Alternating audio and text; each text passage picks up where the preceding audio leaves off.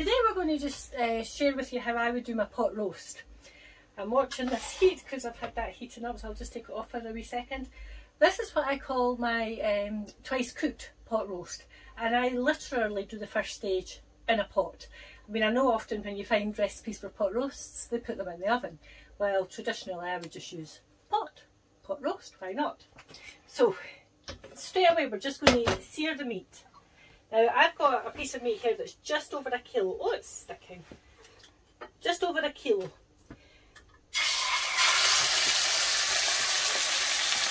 It won't take long. Your oil's hot. I've got 2 tablespoons of oil already heated, obviously. Don't worry if it starts to stick. Just use your fork to prise it away. You turn it. Don't be scared of these things. They sound worse than they are. Now, a tip I would always give you is make sure your meat has come up to room temperature before you even start to cook it. Bearing in mind it's a mussel, and if it's cold, it looks attractive. So just like we do. Just go right round all your sides. Like I say, it doesn't take very long at all.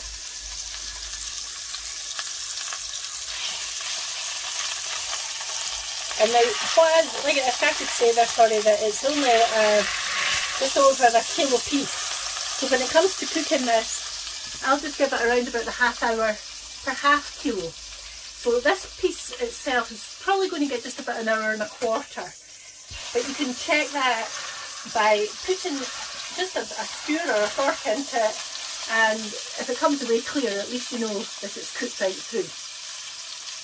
So all we're going to do at this stage, turn your heat back, put the lid on and just leave it alone for 10 minutes, and then we'll come back and just see how much liquid has come out of it before we adjust the quantities at that point. So see you in 10 minutes. Okay, it's had its first 10 minutes and you can already hear the liquid. So I mean, there's a fair, not loads, but a fair bit come out. And see these wee bits that are on the bottom of your pot where it's stuck? That's going to give your gravy really good flavour. But what we're going to do here is just add a wee bit of flavours for your gravy. Is that going to go in there? Probably not. So say about half a teaspoon of garlic. You're not wanting it to be overpowering. Half a teaspoon. When did I ever put half a teaspoon in anything? I'll make it a teaspoon. You'll know how much you like garlic. And then I've just thinly slice 3 shallots, or a small onion will be fine. Try and get it down the sides of them. No point having it over the top of the meat if you can help it. And this again is just to give your gravy a wee bit of flavour toward the end, or for when you're eating it. I should have actually said that I was saying about not cooking it in the oven. It's called twice roast because, from my point of view, because once this is finished cooking, I'll prepare it and then it will go in the oven later on. But this is great for doing in advance. You know, you have this ready and then go out, whatever, walking, doing whatever, do it the night before. Then all you have to do is slot it into your oven when you come home from work. So it's great from that. And this is Wednesday and we're actually having a roast in the middle of the week. Yellow label Tesco. Right, just half a teaspoon of herbs. You're just wanting this to barely flavour. The reason I told you to wait 10 minutes is because you're not boiling this, but you will obviously need some liquid. So just about half an inch in the bottom of your pot. Bring it back to the boil and just let that cook for its hour and a quarter. I didn't class the first 10 minutes as part of the cooking time because it still at that point was just searing. So this will get an hour and a quarter, and we'll come back after that and just take it out and then show you what the next stage will be. So see you in a wee while. Okay, I took the meat out just 10 minutes ago and it only got its hour and a quarter. Skewered it, the juices rather, running perfectly clear. So just set it to the side for 10 minutes. And what I've actually done here is I just prepared some vegetables, but I'll go through it just in a wee second what we're going to do with it. It's literally just what I had hanging around. So some green beans, some shallots, peppers, mushrooms and tomato. Now the tomato is quite important because it's going to give a nice juice, and then we'll just mix that in a wee minute. Now if you want to come in, Kenny, there's not loads of liquid there, loads of stock. So we're just going to, I'm just going to add about half a pint just to be covering the meat, because it will cook again in the oven once we're ready. Let's take it off the heat just now. Gravy. 2 good heaped teaspoons, in fact I'm going to make it 3 for that. Don't need to add it all at once. Teaspoon of corn flour, again good heaped teaspoon. Mix these together with some cold water. And guess what I don't have? A wooden spoon. That's going to be good. Some chef, eh? No wooden spoon. Clear the kitchen to film and don't leave the right utensils behind. I'll just need to use an ordinary spoon. Try not to clack the sides too much. I've got a dod here. A dod, now there's a good Scottish word. A lump. A dod. Now I've just taken off the heat because obviously it's hot. So I've kept my carrots round. Now that's up to you. Take them out if you want, but I've just kept them in. And I'll just start mixing it through, and you'll know quite quickly how thick it's going to come. Now you're wanting it to be reasonably thick because there could still be some juices that'll come out the meat once it's in the oven. But you can always adjust it anyway if you keep some hot water. Yeah, I like my gravy really, really thick, but that is entirely up to yourself. You know, I like my gravy good and thick. So I'm going to have it with some Yorkshire puddings too. Anyway, I won't keep doing that because it will cook down a little in the oven anyway. It's too noisy. The beef we shall just slice. Keep my fingers to myself. Don't think I've ever sliced beef on camera before. Again, just as thick or as thin as you like.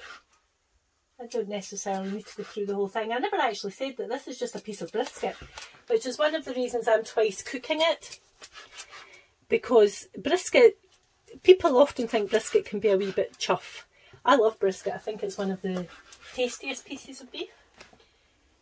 What I should have said when we were actually at the start was if you actually get a piece of rolled brisket, so it's actually like a cylinder shape, maybe give it just a wee bit longer than I said.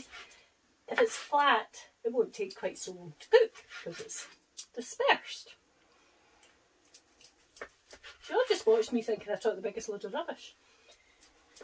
It does come from years of practice, and that's cooking and talking rubbish, I would have to say.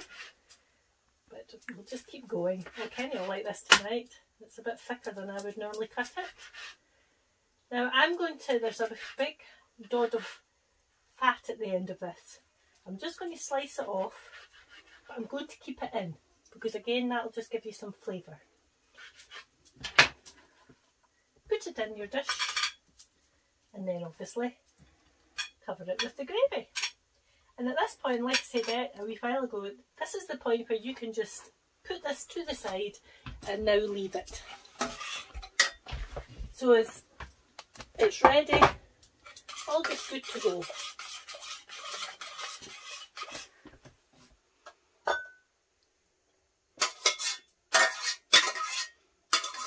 I'll drain that out in a minute. I don't want it to be clattering about too much. Cover it with tin foil. Hot as well, so as it doesn't go, it doesn't develop a skin. So just cover it with tin foil and it will be ready just to go in the oven when you're ready to use it. Oven about 180 degrees, which will probably be about 350 gas mark 4. Now you're going to be giving them 45 minutes. And the reason I've done this veg tonight is because they're going to take both the same amount of time. So like I say, we've just got a medley of veg. This is so simple. Oil. Now your oil and tomato are going to just, like I say, give the most beautiful juices. Personally, nothing can beat it than having some crusty bread and then you can dunk it in toward the end. Quite a lot of olive oil. You know, really quite a few glugs, so I don't even know where to go from here. 4 tablespoons maybe. but you're wanting quite a bit because it's going to stop it from drying out as well. Some salt. We'll mix it in and you'll get an idea of how much liquid you've got. Just about half a teaspoon maximum of salt. You don't want to overdo it. You can add later if you need to. But a quarter of a teaspoon of pepper, which might sound like quite a lot for vegetables, but you're going to be mixing it all in. And then no prizes for guessing. Haha, the garlic. Garlic? That's because I've been doing my lessons today, Kenny. The garlic even. If I'm not calling garlic garlic, I'm doing it the other way around these days. I'm going to go with a teaspoon and a half because all these ingredients really merge well with garlic. Give them a good mix round, whichever. And again, you're going to cover this with tin foil and they'll both just go in the top of the oven for 45 minutes. If you don't have a big oven, which currently I don't, my new one will be, just chop them around, halfway through, turn them around, switch the sides, you know what I mean. Kenny, if you see when I struggle like this, you really could just come in and say either Helen, you're such a donut, or give me the right words. But that is how to make, for me anyway, what is an easy roast dinner. Like I say, cover it with some tin foil. This will sit happily for quite a few hours as well, as obviously this will. This shouldn't dry out, that's why you've put quite a lot of liquid on it. Just leave them and then come back and do it all at the one time. I don't think I've missed anything today. If I've not been very clear, just drop me a wee message on the YouTube channel, or as always it'll be written up in orkneynews.scot. And I think we'll just, that's noisy as well, so I think we'll just leave it there and say once again, thank you very much for watching and take care. Bye.